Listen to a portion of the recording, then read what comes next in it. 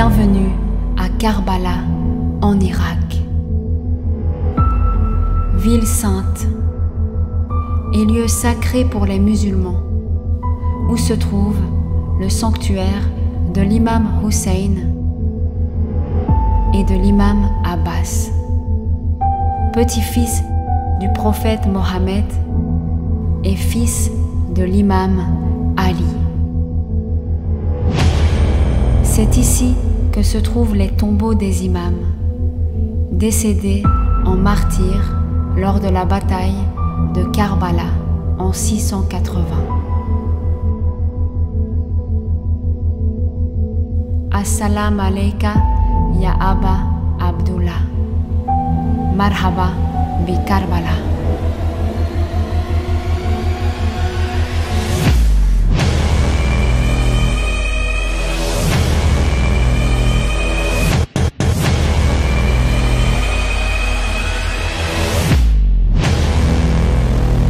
Chaque année, plus de 20 millions de pèlerins venus du monde entier marchent jusqu'ici, la ville sacrée de Karbala.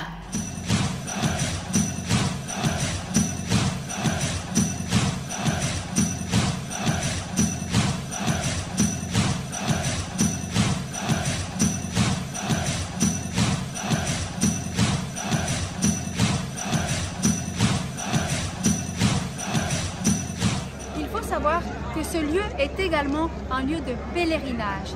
Chaque année, à partir du moment où l'imam Hussein est décédé, où l'on se commémore son décès, on compte 15 jours et on commence le pèlerinage. Et vous avez des millions, j'ai bien dit des millions, on parle de 23 millions d'Irakiens et même des personnes d'autres pays et d'autres confessions religieuses qui viennent marcher jusqu'ici à Karbala pour se souvenir de ce moment. Alors imaginez, là il y a un peu de monde, il y a de l'animation, mais ce jour-là où tout le monde vient marcher, je vous dis ici, c'est plein à craquer. Il y a des millions de personnes, c'est absolument fabuleux. Et ça, personne ne le sait. Moi je ne le savais pas, je l'ai su parce que mon mari est irakien, il m'a montré ces images magnifiques desquelles personne ne parle. Et c'est pour ça qu'aujourd'hui je veux vous le dire, je veux vous montrer cette image de l'islam positive. Je veux vous montrer cette image de l'Irak positive. Et je veux vous montrer un lieu sacré comme celui-ci qui est absolument merveilleux. Et une autre chose qui m'a fort marqué et fort touchée et qui reconfirme tout ce que moi j'ai pu découvrir de l'Irak et des Irakiens. Pendant ce pèlerinage, donc toutes ces personnes viennent et commencent à marcher à partir de points différents de l'Irak. Il y en a qui marchent 2 jours, il y en a qui marchent 20 jours, il y en a qui marchent 15 jours, ça dépend. Mais sur le chemin, ils sont logés, nourris, blanchis. C'est-à-dire que les Irakiens qui ne marchent pas, ils ouvrent leurs portes, ils font à manger, ils font du pain, ils font des falafels pour nourrir tous ces pèlerins qui viennent marcher pour l'imam Hussein et l'imam Abbas.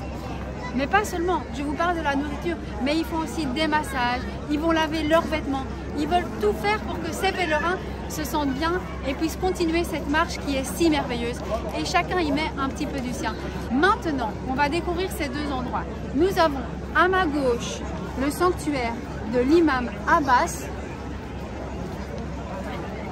et à ma droite le sanctuaire de l'imam Hussein.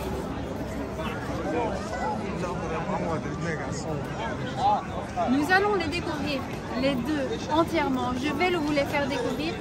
Je suis moi-même impressionnée et j'espère qu'à travers cette vidéo, vous allez aussi être impressionnés. Restez avec moi, on continue.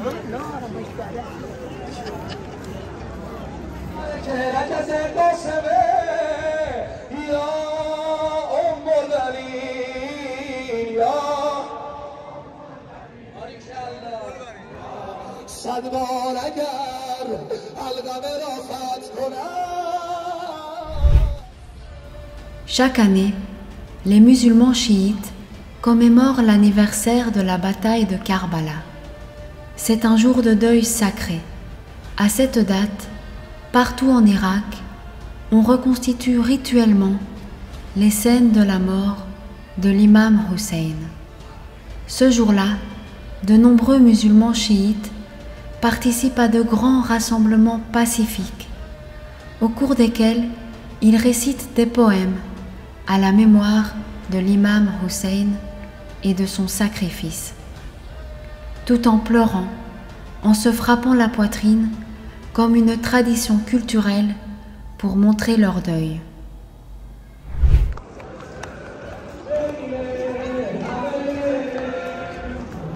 Et je rentre dans la mosquée de l'imam Hussein. Karbala a son nom gravé dans la mémoire des générations et dans l'étendue du monde musulman. Les croyants se souviennent de ce nom avec tristesse et détresse, car ils se souviennent de l'histoire du maître de tous les martyrs, l'imam Hussein. Que la paix soit avec lui. Ils se souviennent également de son sacrifice pour l'islam. La vague de visiteurs n'a jamais cessé de venir à Karbala. Il y a beaucoup d'avantages et une grande récompense spirituelle à visiter la tombe de l'imam Hussein. Le prophète Mohammed a dit de son petit-fils, l'imam Hussein, « Hussein est à moi et moi, je suis à lui. »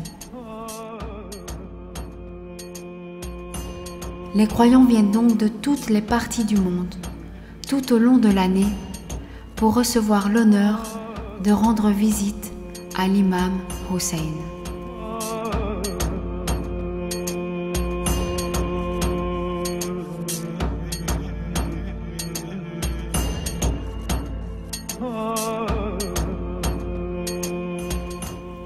L'imam Abbas était le fils de l'imam Ali et le frère de l'imam Hussein.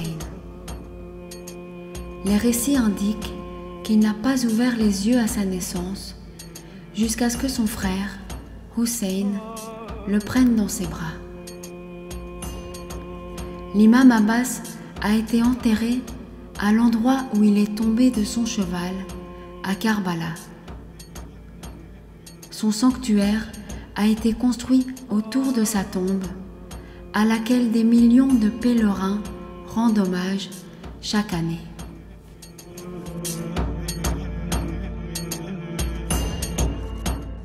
Et me voilà à l'intérieur de la mosquée de l'imam Abbas. C'est juste merveilleux, c'est magnifique. Regardez un peu toute cette lumière, cette décoration qui est totalement hors du commun et qui nous amène hors du temps, Ces lumières sur les murs, sur le toit, partout, c'est resplendissant, c'est incroyable. Pour vous dire la vérité, ça fait 4 fois que je rentre dans une mosquée ici en Irak et je n'étais jamais rentrée dans une seule mosquée, je pense, de toute ma vie. Donc imaginez la surprise que je me prends en arrivant en Irak et en voyant des mosquées comme ça. Regardez, c'est juste incroyable. Je vais vous y emmener, venez.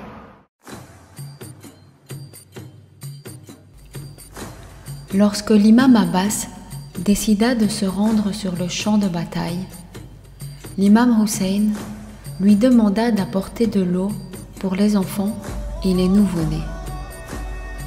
Il commença à se diriger vers le fleuve Euphrate. 4000 hommes l'entouraient et lui lançaient des lances de toutes les directions. Mais le soldat solitaire ne leur prêtait pas attention. Il réussit à éloigner les ennemis de la berge et à accéder à l'eau tout seul. Il descendit de son cheval et se dirigea vers la rivière avec une facilité et un calme étonnants.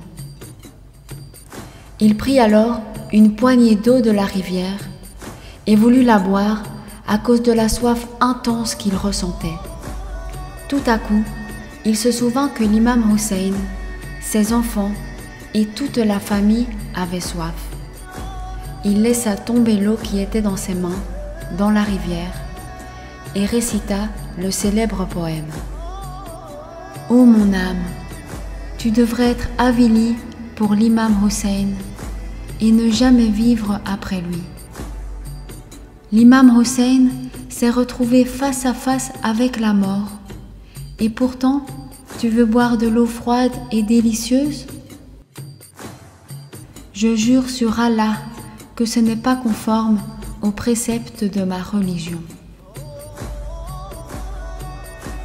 Ça fait quelques minutes que je suis assise ici et j'essaie un peu de prendre l'atmosphère, de sentir l'atmosphère.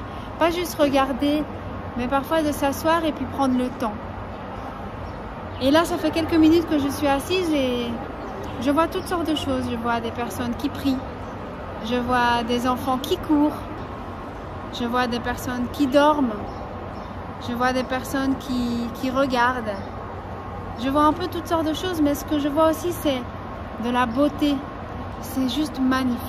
C'est vraiment un endroit qui t'emmène hors du temps, hors de tout ce qu'on peut déjà connaître auparavant. Et c'est vraiment impressionnant, c'est vraiment superbe. En quelques jours en Irak, j'ai vraiment eu l'occasion de modifier toute ma réalité. On se rend compte qu'on habite dans un monde qui est grand et où il y a plein de choses différentes. Mais je pense que pour pouvoir connaître et ressentir cet endroit, mais vraiment dans son entièreté, j'aurais besoin de au moins une nuit entière, si pas une semaine entière. Parce que regardez, on est ébloui par toute la splendeur de cet endroit. Il y a tant de choses à voir, à regarder, on ne sait même pas où regarder tellement que c'est beau. Et maintenant, après toutes ces découvertes, je vais sortir de la mosquée et continuer la découverte dehors. Venez avec moi.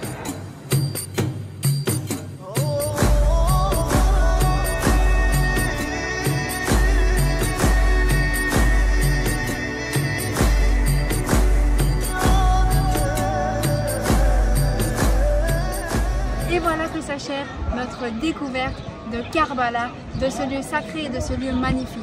J'espère que j'ai réussi à vous emmener avec moi pour vous faire découvrir la magie et la merveille de ce lieu. N'hésitez pas, laissez-moi vos commentaires, dites-moi ce que vous en avez pensé et puis si vous avez des questions aussi, je suis là pour y répondre. En tout cas, je vous donne rendez-vous très bientôt pour la suite de mes aventures en Irak. À très bientôt, prenez soin de vous, c'était Morgane. L'imam Hussein est connu dans le monde entier comme un symbole de résistance et représentant des valeurs humaines.